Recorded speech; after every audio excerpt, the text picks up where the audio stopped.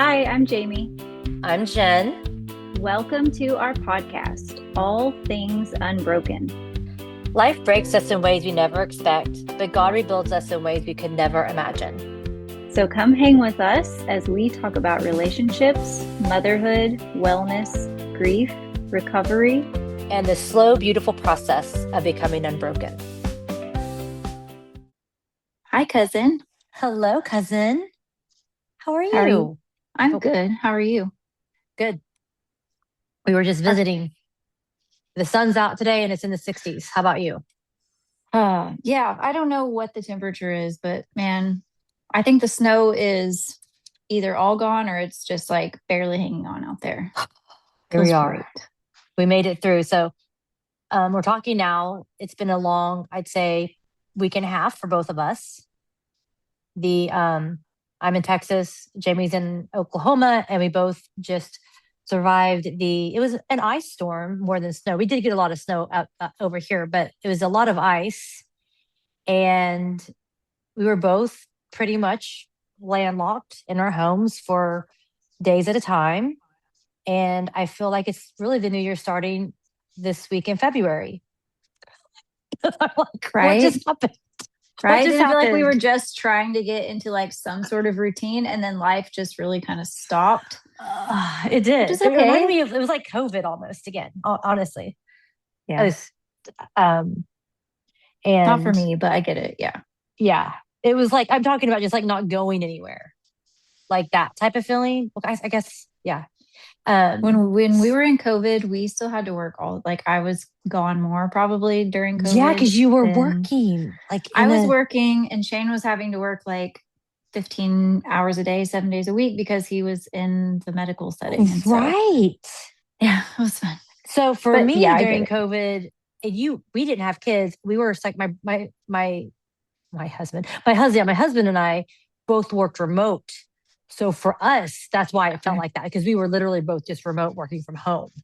So Gotcha. yes, you're right. You were I didn't even think about trapped. that. We weren't really talking during that time, so I didn't know where your life was. I mean, I knew Yeah. now, I know, but anyways.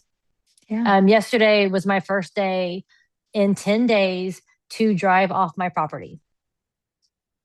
Isn't that crazy? That is crazy. It is. There's been a couple times throughout the week that Alex drove me to the feed store, and then we went to dinner like one time.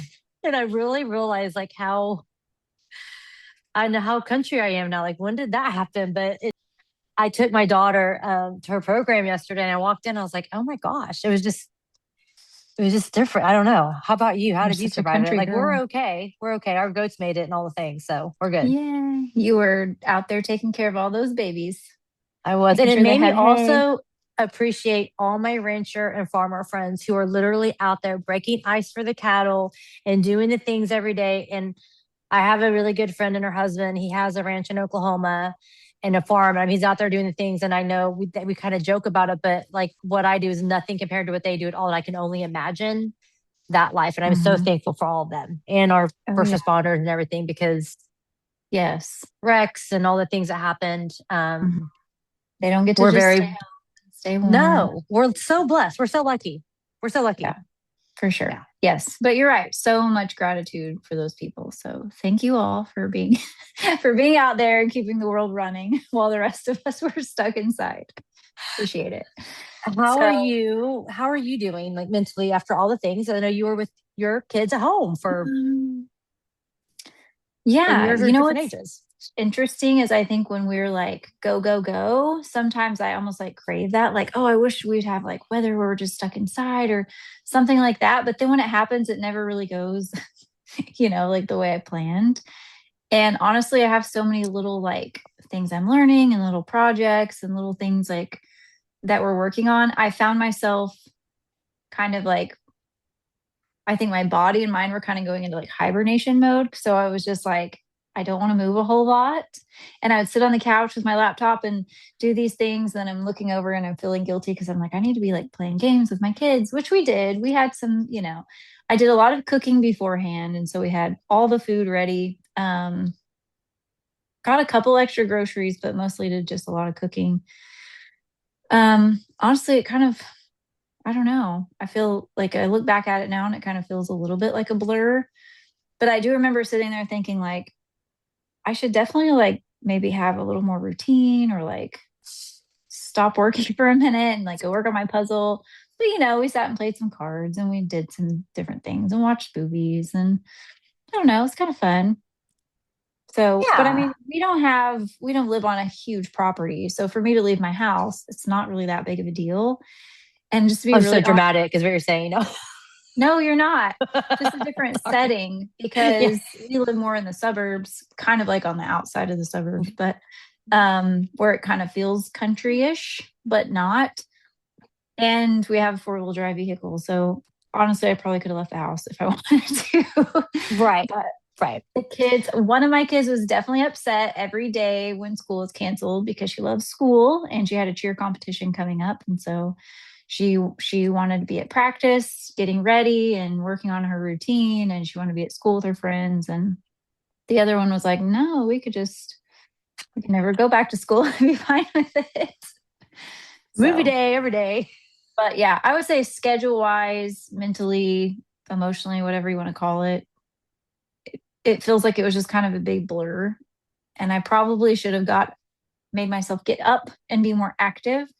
Maybe make myself go outside. I mean, we did play outside one day and um, a couple things like that, but I don't We know. made I it. just feel like mostly my body was like wanting to hibernate, and so I didn't fight it too much.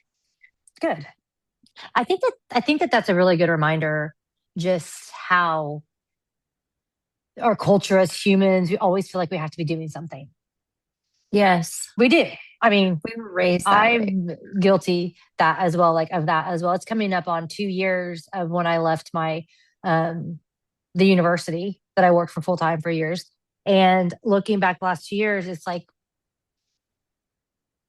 even though I say, and I have been more intentional to slowing down, I still feel that, and we talk about this a lot, is like the striving for things, right? So even Hmm. like, okay, this is what I'm doing, these are my goals, whatever. It's still that human part of us that we're still like we think we should be. So even by you saying like, oh, we had these days and I did this, but I feel like I should have been doing movement, like that is part of the striving in us. And that's something that I've talked a lot about actually recently, I think. And um I would love to look more into that, read more, whatever, talk more about that. But I think that is something also that I am trying to surrender to God and be like, okay, like, what do you want me to do? Like, what do you want me to do? Like, Hmm. maybe it is sit around and do puzzles all day. Maybe it Yeah. is get off my computer. Maybe it is, or whatever it is. You know what I mean? But that's interesting because I also felt like that. My daughter was sick for half of the time too. Mm-hmm. So she literally pretty much slept for like she had a fever for like 6 days, like 5 days. It was a while. But and she's a little younger, so she naps and stuff anyways. But it's also like so she did not go outside for the whole time, but I was obviously outside taking care of the animals. And it's kind of funny how just that feeling of like not isolation, but away from like you're saying, like you could have gone out, but you didn't. Like our Hmm. roads were just bad. Like my husband didn't even drive for the first 3 days. We have 4-wheel drive too. We did get out a little, but I guess he didn't trust me getting out there. I see, even though I am from Oklahoma and I remember like sliding around. I remember one time I was out, I had no business to be driving in the ice. If my parents were still alive, I have a lot of questions I would have asked them actually when I was a teenager.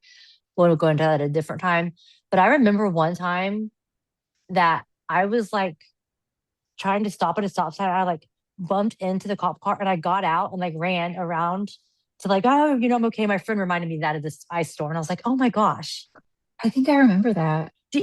And nothing happened. I mean, this was also, I was, 18 or whatever. So it was 20 something years ago. But if someone did that now, like, oh my gosh, like you don't do that anyways. But what I'm Yeah, I saying is, remember. Yeah, go ahead. yeah, back in the day, we were driving in the ice and all the things. And now I'm like in my Oh 40s, like, yeah. okay, that road's icy. I'm going to just stay right. It's like, I what's know. Are happening? we so like lucky or blessed or like I Yes. don't know. Life is different now because I mean up until June of 2022 I worked outside the house. So I just always went to work in the middle of the COVID, in the middle of all the things. But even I as know. like a I didn't even think 16-year about old, I had to be at work and I had a little like Pontiac baby. Sunfire, a little teeny car, had no Yeah. weight to it. It was definitely not four-wheel drive or all-wheel drive or anything. I And mean, I'd slide into a ditch and then somebody come pull me out and then I'd go to work. Like, this is what now you we're did. like, it is, and and it makes me laugh because I was seeing these memes of like, we're in our 40s, in our 30s, in our 20s, and like the different things. But also in Mhm. my 20s, I wouldn't have been caught dead walking 500 feet to go feed my goats and No. shovel and put hay out for them and do all that stuff. Okay, so I'll do that stuff now, but I just won't go drive on ice. So I don't know. Something just changed there. I don't know what it is, but Yeah. we all I have don't our know. things. Anyways, sorry, kind of That's a got off good track. point. But No, that's good. I But it did did feel feel, good yeah. to finally get out of the Good. house. Yeah. Once we had, even though it was still cold outside, once I could kind of see the road a little bit, I texted my neighbor friend. It was her 89th birthday. I texted her and I was like, "Do you want to go for a walk?" And so I walked around her driveway and met her. And then went, because I told her, I said, the roads are at least clear. And I made sure it wasn't icy or anything. So it was like, oh, so nice to get out of the house and, you know, just get some And fresh happy air and 89th sunshine. birthday. I know, isn't that cool? How Yeah. inspiring to like go get out and go for walks in the cold and Yeah. And she lived by yeah. herself, right? No. Oh, okay. Yeah. She lives with I her didn't. kids. Sorry. Okay. I didn't know. Okay. This is sorry. They have two neighbor. Okay. That's Yeah. awesome. That's Yeah. awesome. I'm sure they She's appreciate it. really I cool. love that you do that. And you took her sourdough. I did. I made her a sourdough and took it to her, but it was I'm just so nice to get proud of out of the you. house. Yeah. Yeah. Thank you. That's so good. Um, Thank you. anyways, Are you ready? I'm You ready. ready Let's for go. what I've prepared? Yeah.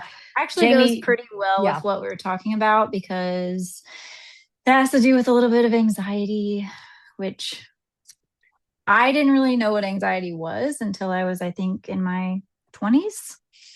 But I remember kind of growing up and going through life and feeling very like this sort of like heaviness that people around me probably were struggling with similar things. But from me looking from my perspective, I always felt like I kind of had this thing and nobody else did.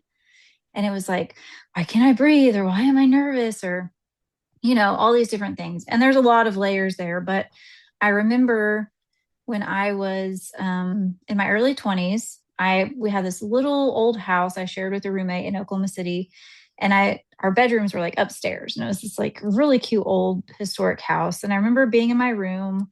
I loved that room, and I just remember thinking like, Lord, like why do I always feel like this?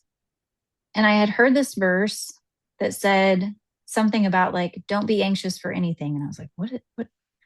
How do you just not be anxious, right? So I actually took the time to sit down and read through it and kind of pick it apart, which was sort of a new thing for me because I think growing up hearing it all the time, we just heard like to me it was just like we heard the verses and people kind of said them and then you just kind of like still strive, like you still like kind of white knuckle through life. And I didn't really know how to sit down and actually do the things. So I just remember like this very felt like a very significant moment where I was praying about this. And I almost felt like the Lord just kind of showed me like this is almost like a very simple prescription. I use that word very lightly, obviously. We're not doctors, we're not whatever. This is a very specific biblical prescription for anxiety. And it's in Philippians, which we talked about a little bit last time. We talked about Philippians, but this is actually a little bit earlier in the chapter. So for like the history nerds out there like me, this was just the Apostle Paul had started this little church in Philippi, which was a Roman colony in what's like modern day Greece. And so he was writing them a letter and he was just encouraging them despite persecution, despite all these things going on. He was just trying to give them like practical things to help them get through. And that's why I feel like today we can still read it and it's still so good for now. So that's kind of where all of that came from for me. Um, I will start. I'm going to start in verse 4 because I feel like there's a lot of pieces of this chapter that people just pick out. But when you put them all together, it's actually a really nice picture. So the first verse says, "Rejoice in the Lord always. Again, I say rejoice." Like we could probably just pause right there and say, like, if we were always rejoicing in the Lord, how anxious would we actually be? Do you know what I mean? Well, they say, I mean, there's, I go with studies, they say it's in the Bible, it's also in self help books, whatever, that if you are being thankful, anxiety does not exist. If you stop where you Yeah. are and you are thankful, if you are grateful, if you literally, if you stop yourself in the middle of it, and I've done this before, I'm sure you have, Mhm. but obviously, if you're spiraling as well, it's really hard to be like, okay, I'm going to be thankful. But if you literally Right. write down or speak out, I am grateful for the sunshine. I am grateful for my house. I am grateful for this conversation. Literally, it stops. Yeah. It's just we don't do it a lot because we get in our heads, right? It's like they say our brains can't do both at the same time. Or I've Mm-mm. heard people call it like Yeah. vitamin G, gratitude. Yes. Yes. I mean, And but that's what the even I Bible haven't is literally even, telling you to like rejoice, be like rejoice, sing songs, be grateful. yes. Yeah. Okay. Yeah. Good. Sorry. It's Yeah. so funny because even before we even get into the part about being anxious, the one of the very first things he says Rejoice. after his greeting is the first thing. So I would say when I actually first started looking at this, I started around verse 6. But I want to say if you want to really like write it down and go step by step, step number 4. one, rejoice in the Lord always. Again, Okay. I will say rejoice. So he emphasizes it. Number Be one, rejoice in the thankful. Lord always. Not even thankful yet, but yes, Oh, we'll get to yes. that one. Okay. Okay. Go. Yep. Sorry. Just keeping our mind on the Lord keeps our minds off of ourselves. Like to me, that one's hitting me really hard right now. Mm. Um, verse 5 says, let your gentleness be known to all men. The Lord is at hand. I think what he's saying there is like, despite the persecution, despite everything going on, make it your reputation that you're a gentle person.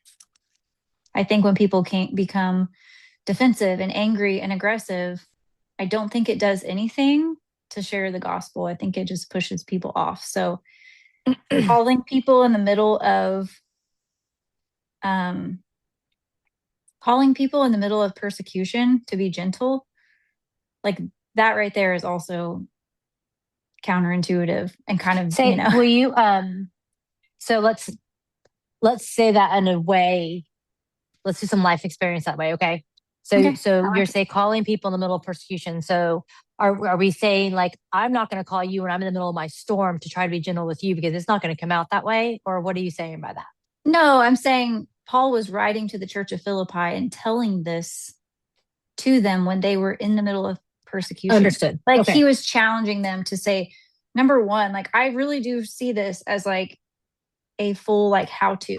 Like this is how to deal. Number one, rejoice in the Lord. Number two, let your gentleness blah blah blah. Let your gentleness be known to all men. The Lord Okay. is at hand. Like this is serious. Okay. Now we get into the part where a lot of people have heard and quoted and love it. And I know a lot of people go back to this passage for the same reason that I do. Be anxious for nothing, but in everything by prayer and supplication with thanksgiving, let your requests be made known to God. That's verse 6. We can pause there. Don't be anxious for anything, but instead, this is what we're going to do. So, literally, if we can practice the pause when we're feeling some kind of way, whether we're trapped inside or whatever is going on, stress, hormones, life, kids, the things. Number one, just pause and rejoice. Let your gentleness be known to all men in your conversation and how you act and how you treat people. Then be anxious for nothing, but instead, in everything, by prayer and supplication with thanksgiving, let your requests be made known to God. So he's not just saying, don't be anxious. You know, like sometimes if our kids are upset, we're just like, hey, stop the, like calm down or whatever. And it's like, he doesn't just tell us, don't do this. He tells us what to do instead. And it really does feel like a perfect prescription of like, that's how this is going to shift. And that's, I think, why I love this passage so much, because I feel like nowadays people go to so many lengths for so much help, like emotionally or mentally, and all those things can be so good and helpful. But I really think this is at least a very good starting point. I remember you telling me this story before. Mm-hmm. Yeah. So I Yeah. love it. I love it because I feel like, and also I'm going to say this too. One of the reasons I love your heart and just who you are, the fact that you are in your 20s and figuring this out, like it has taken me to be in my 40s to even Oh, start. Like the Bible has come more alive to me the last few years than it ever has. And I used to study and I used to like sit and do quiet times, but there's just it's different when you're going through life and like when you find things like this, it is literally like, okay, like this is what we're going to do. I'm going to pause.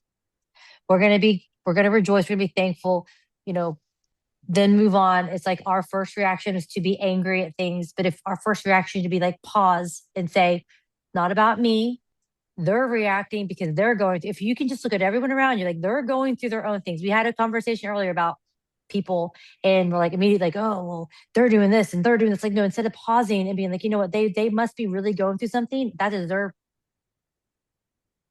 perception of life is why they're coming out at me.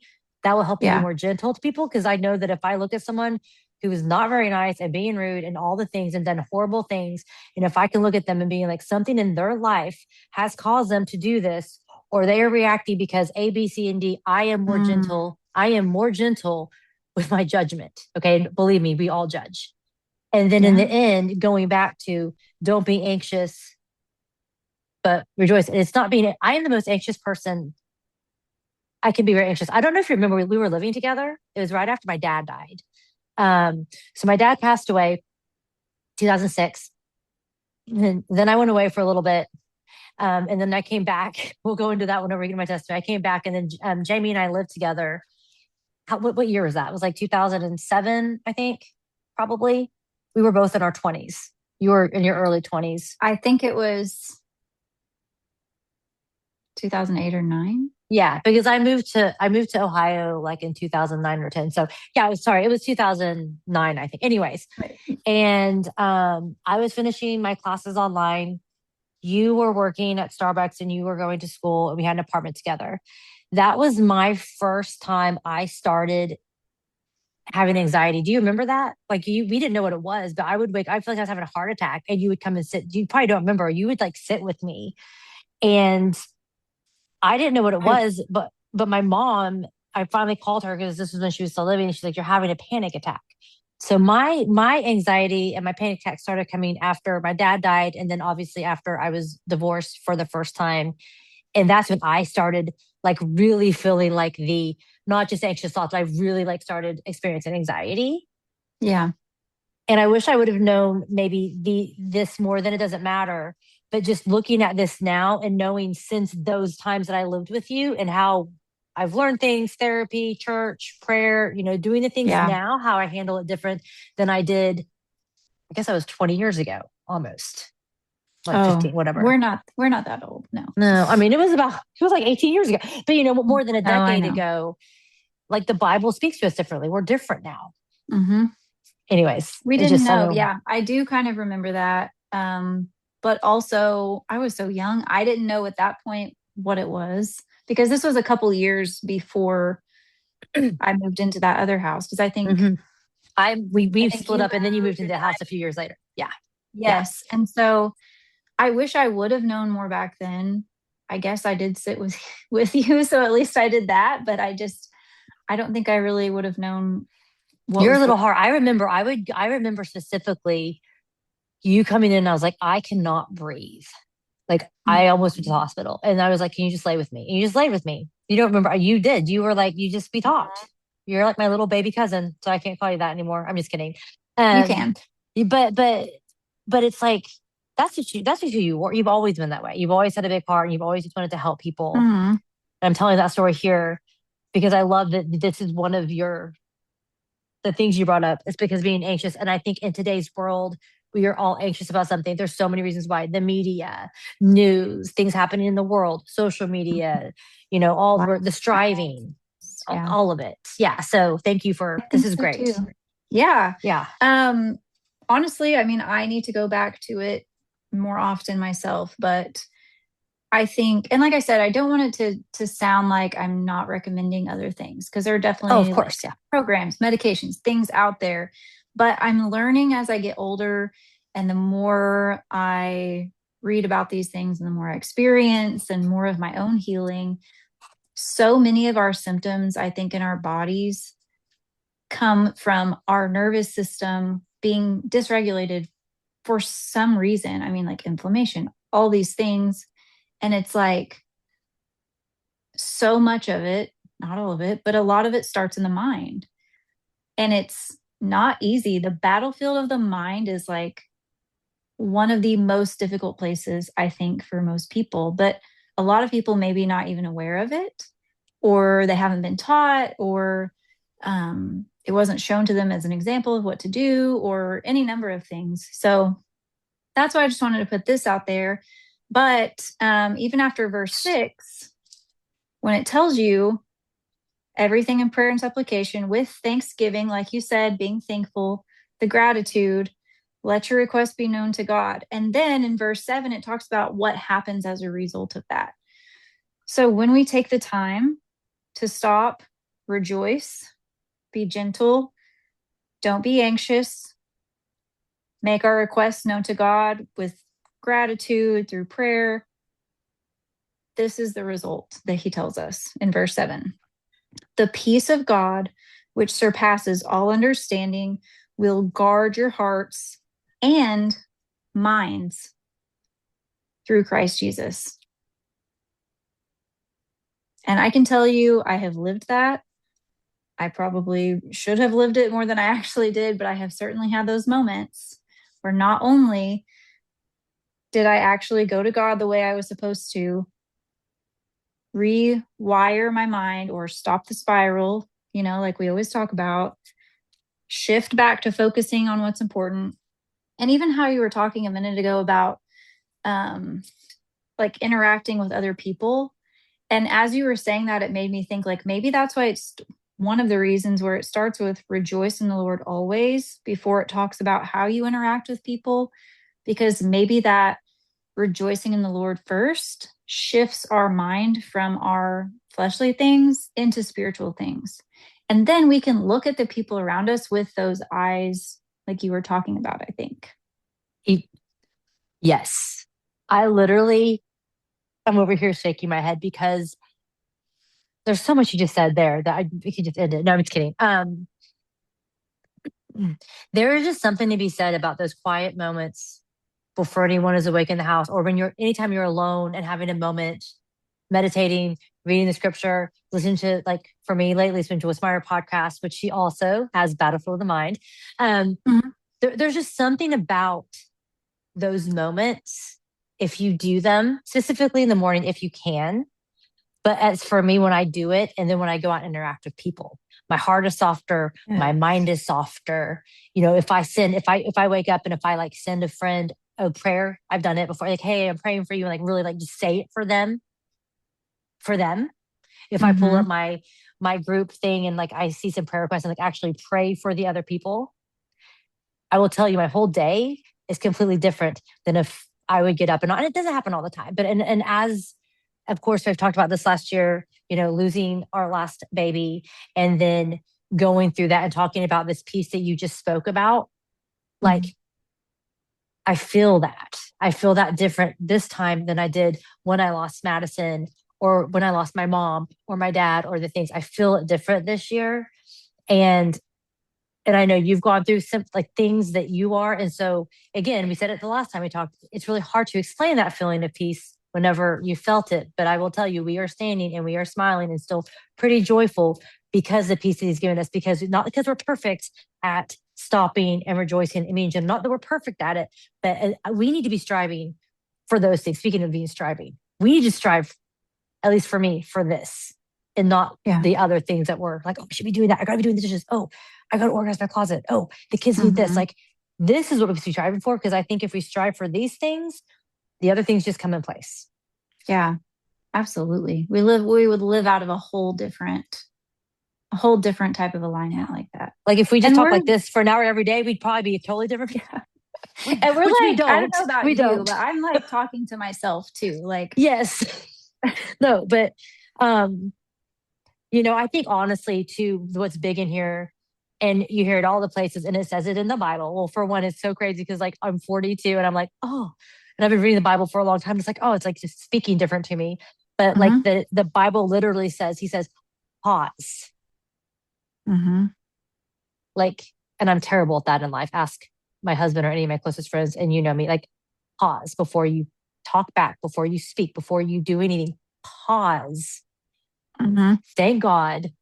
My whole thing lately has been like, God, where do you want me in this conversation? Even whenever we're together, God, what do you want out of this? It's not about me. It's not about Jamie or anything, even with my family, whatever. And if we can do that every day and practice that, it really things do transform, I think. Absolutely. I'm going to be coming back to listen just to hear you say that on the podcast because I'm I'm going going to to, need that no, I'm so going to come back much. to listen to you say the whole, like it is, so say, repeat it real quick. So pause, you had it step by step, pause, rejoice. Go ahead. So, yeah. So, for starters, rejoice in the Lord Okay. always. Number one. Number two, let your gentleness be known to all men. Number three, be anxious for nothing, but instead, we're going to do this. But instead, in everything, like every area of our lives, by prayer and supplication with thanksgiving, let your requests be made known to God. I think about when you say that, you know, my friend and I, Katie, which we're going to have her on to talk about all the time. We were literally just Mm-hmm. talking about that. She was kind of going through some things. Mm-hmm. And we were talking about like when God says no, or when we're waiting for things, or like when we think things should be happening faster, whatever those things are. And one of the things that came up for me is, obviously this last year we had a pretty big no. And we were talking and she's like, Jen, I have like my journals where I was praying for Lily, and every time you heard the heartbeat and all the things, like she was really in it with me praying for this Mm-hmm. baby. And then for me too, I mean, you all know, like every day, like praying, going to each appointment, like we're all doing good. And then at the end of that, being told no, like, and then delivering her. And I did have a moment where I paused this week, and there's some things coming up, like mom's death anniversaries this week, and just like kind of just reflecting, which I do all the time in my head, but just reflecting on life and death and like why things happen. And we just had a couple of things happen here in Texas. There's been some children that drowned over the ice storm. Just this life happening. Like Mm-hmm. why do some people live and some people die? Why do some babies be born and some people aren't? Like all the things, bad Yeah. things. And personally, for me, like just pausing, and for me, how I've gotten through this last year is still being thankful in the pain. And I know that sounds so cliche. And I even had someone say, like, sometimes you don't feel like being thankful. Yes, I know. Like Yeah. I know, like, yes, I get it. But it's like the moment that we stop being thankful, and not that I'm thankful that our daughter didn't live. I'm not thankful that my mom Right. took her life. I'm not thankful for those things, but I can Right. find something in life to be thankful for and blessed. We all can find Yeah. something. And I think that's what gives me hope, is just searching for something to be thankful to God for. Right. So I'm thankful that I have Yeah. my daughter. I'm thankful for our relationship being mended. I'm thankful that my grandma's about to have her 95th birthday and that Yeah. I can ask her questions, and you can go through it. So yes, I'm not thankful for the bad things. I'm really not thankful for them. If I'm being honest, but it's when you search for things, what I think this first, like when you search for things to be thankful for. Right. And as long as we keep doing that, I think we'll be okay. Yes. And I think that brings a really, really good point to this that I had not thought of before was that it says, with everything by prayer and supplication with thanksgiving, let your requests be made known to God. The next verse does not say you will get every request Mm. answered the way you want it. So thank you for bringing that up. The last verse, like we mentioned before, what it says is the peace of God, which surpasses all understanding, will guard your hearts and your minds through Christ Jesus. It never says you make this request and he's going to hand it over. What it says is your heart and your mind will be guarded and you will have peace that passes understanding. And look, you're living it. I'm going to cry. Oh, Because it is a peace that surpasses any understanding. And I don't know if I will ever understand it, but I will tell you again, I will say this 20 times, for like, oh my gosh, Jen, stop saying it. I'm 42. And this year I have had more peace than I have in 42 years. And it definitely surpasses all understanding. I don't know Yeah. if I made that makes sense, but thank you. Thank you Yeah. for bringing this Absolutely. I verse. think we'll just stay in Philippians for a little bit I because love, it's so yeah, good. I know we talked about it a little bit last week, and even the verses I'm seeing after this, I'm like, oh man, that's another good one. Like, honestly, all of Philippians 4, I highly recommend just for little how to's of like how to guard your mind, how to guard your heart, showing gratitude, taking things to the Lord in prayer. And the very next passage goes into what we should be thinking on. So when we talk about things like mental health, emotional health, spiritual health, like this is a great place to go. It's very practical and it's very real. And I love that. So I think I just I want to think, leave people with the encouragement to just like go to Philippians 4 and dig yeah. in. And then also pay attention to what you're watching, what you're listening to, Oh, yeah. what you're eating. That's what this is saying, though. And again, Mhm. it's not that we're perfect about it. I mean, I just went and had some Yeah, fast food earlier. I don't love fast food. Actually, I do love it, but I shouldn't love it. But I mean, things like that. It's not that we're. And that's another thing. It's not like an all or nothing, but it is something. Like we have something to lead us there. And if you can do something 85% of the time, 60% of the time, you will see a difference. And just like whenever like if you're having a bad day and you're like, oh, I really know I should get out and go on a walk. And you don't want to, you going and doing that, I promise will change your whole day if it's sunny outside, if you're able to. You know what I'm saying? Like, absolutely. but something in our minds, like when that happens, it's like we don't reach for those things. And we can get into this a different time, but it's so funny how things that we know we should do, we don't always do it. And that is also a mental mindset as well. Um, That's another thing that Paul says in the New Testament. Go ahead. We're getting into like so many different, no, we'll Yeah, save I that love one it. for another day. We'll save that one for Thank you. another day. Yeah. But Yeah. I Okay. just think there is a lot of biblical wisdom that can give us very practical results if we'll just take it that way and apply it. And I didn't Mhm. know that for the longest time. And so when I realized it, it helped me get through so many things. And honestly, it doesn't mean that, like you said, it doesn't mean that the bad things don't come. It just means that we know what to do and where to go when they do. And again, not that we're going to get what we want, but that we will have the peace and we'll be able to have our minds and our hearts guarded. So Thank that's you to it. my beautiful cousin for bringing this here. She Thank is you for my letting Bible me. wizard. No, no, You no, are. I'm You're so just good. a practical, I'm just a regular, You are just one a of my regular people that woman I like will you. go to whenever if I need something, like you become that person for me to go to, be like, hey, I'm having this problem, A, B, C, or D with this. And Mm. you are very wise as to be like, this is where it is in the Bible. Like, and that, thank you for that. Oh, thank you. Thank you. I will say that was part of my upbringing was a church that was very, very Bible centric, as they should be. And so I'm very grateful for that. Yes. So Okay, I'm grateful for you. I'm happy to keep learning and I'm happy to keep sharing and we'll just keep walking through this thing together. Keep But trucking along. All right. yeah, Go enjoy the sun. yes, All you right. too. Bye. Love you. Love you. Bye. Love you. Thank you guys so much for joining us today. We truly hope this episode has touched your heart. If someone came to mind while you were listening, please feel free to share this with them. And if you have any questions or feedback for us, you can reach us at allthingsunbrokenpodcast@gmail.com. Have an awesome day.